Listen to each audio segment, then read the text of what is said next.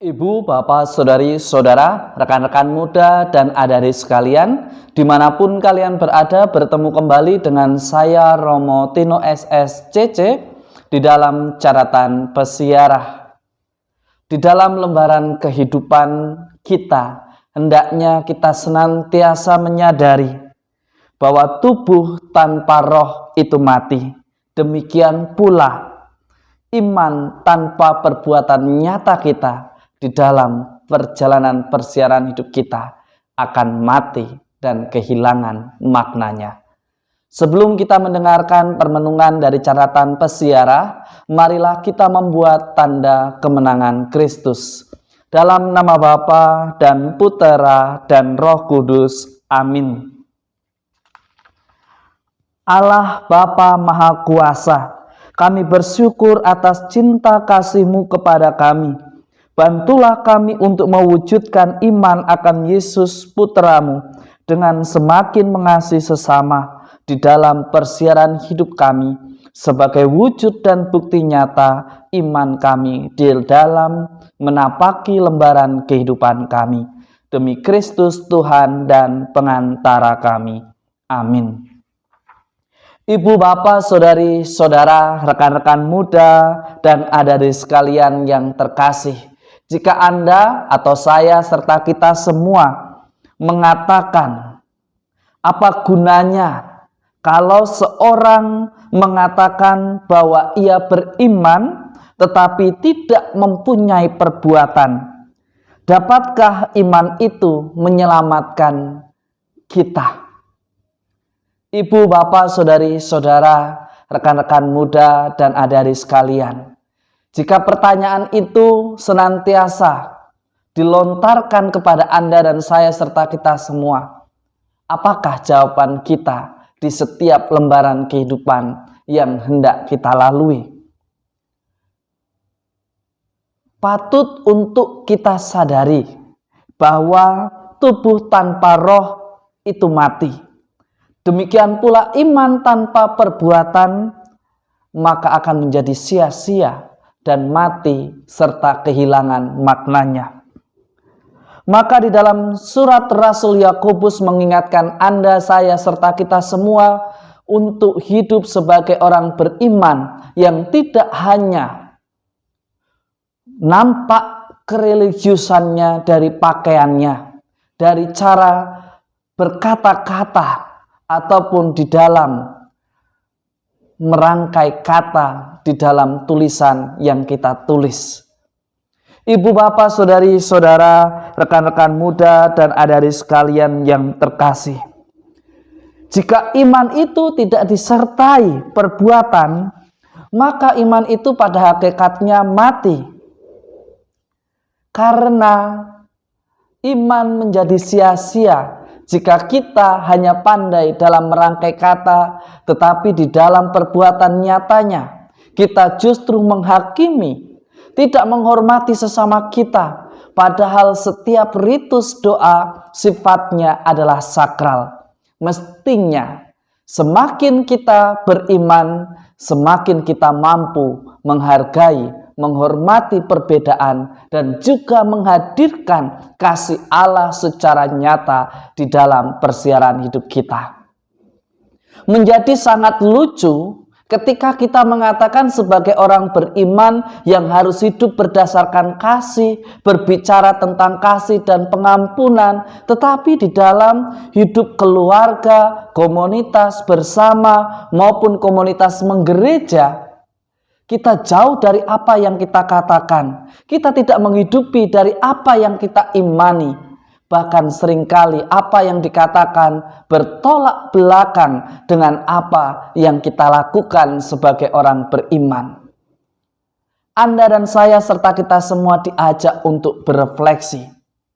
Di tengah pandemi COVID-19, varian Omikron menuntut kita untuk lebih ketat lagi di dalam protokol kesehatan. Tetapi seringkali kita dengan mudah mengatakan, kok sepertinya kita orang yang kurang beriman. Mengapa perayaan Ekaristi dibatasi lagi? Mengapa pergi-pergi dibatasi lagi? Harus mengurangi mobilitas. Mengapa kita harus begini dan begitu? Salah satu wujud sebagai orang beriman ialah mencintai dan mengasihi sesama. Dan mengasihi dan mencintai sesama seperti diri sendiri adalah wujud sebagai seorang pelaksana sabda.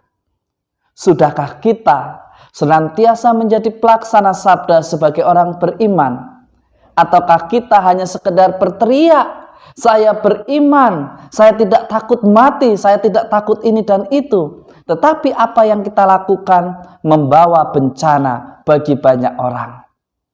Ibu, bapak, saudari, saudara, rekan-rekan muda, dan adik-adik sekalian yang terkasih. Semakin beriman, mestinya kita semakin menghormati orang lain sesama kita beriman dalam keadaan sehat. Jangan sampai cara kita beriman justru membuat orang lain berada dalam bahaya maut. Ibu, bapak, saudari, saudara, rekan-rekan muda, dan adik-adik sekalian yang terkasih. Orang beriman tidak memaksakan kehendak. Orang beriman tidak memaksakan apa yang menjadi ambisi pribadi. Sebagaimana dikatakan di dalam Injil suci menurut Markus pada hari ini. Jelas di sana dikatakan, barang siapa kehilangan nyawanya demi aku dan Injil akan menyelamatkan nyawanya. Hari ini Anda dan saya serta kita semua diajak untuk berkorban. Diajak untuk berani bermati raga dengan ikut ambil bagian di dalam penderitaan yang dialami oleh sesama kita, oleh mereka yang bertugas berperang melawan pandemi COVID-19 ini, dengan taat setia pada protokol kesehatan, sebagai wujud dan bentuk nyata bahwa kita adalah orang beriman. Kita juga bisa melakukan hal-hal sederhana. Sebagai orang beriman, menghidupi apa yang kita katakan. Kita mengajak orang untuk mengasihi, tetapi kita juga harus berani mengasihi anggota keluarga kita, anggota komunitas kita, anggota komunitas gereja kita, dan juga masyarakat di mana kita tinggal.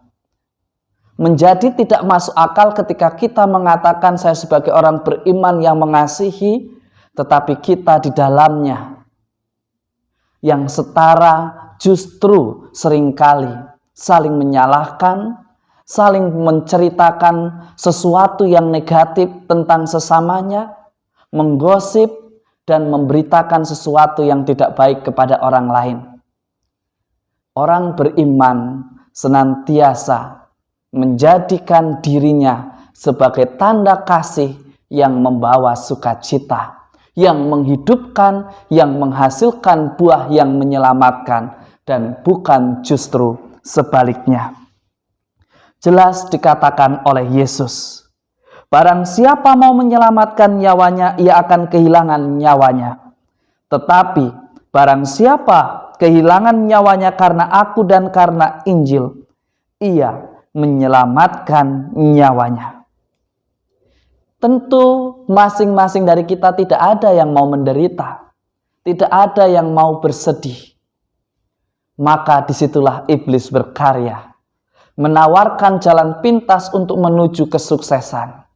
Tetapi sebagai orang beriman, kita diajak untuk terlibat di dalamnya, memikul salib, menghadapi tantangan, menjadi pribadi yang lebih kreatif, menjadi pribadi yang solutif, tidak menimbulkan persoalan hanya karena supaya dipandang wah, karena memaksakan ambisi kita, tetapi kita diajak untuk senantiasa berani berkorban, semakin bijaksana memikul salib kita demi keselamatan semua orang.